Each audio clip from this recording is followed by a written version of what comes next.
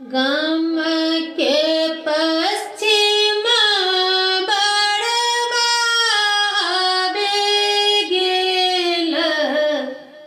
लोग गेल डेरैला में डेरैला बेटी के पापा घर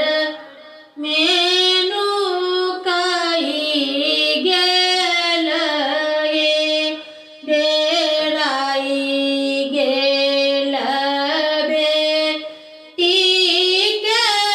पापा की घर में नुकाई गेल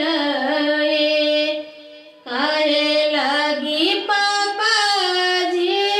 डेराई गेल घर में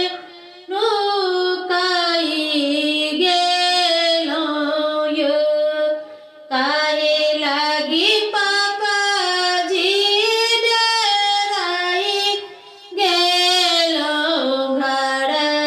में नुकाई गेल यो लाउन अपन जाजिम बाकी झाड़ी के बिछाई दियो यो लाउन अपनी जाजिम बाकी झाड़ी के बिछाई दियो यो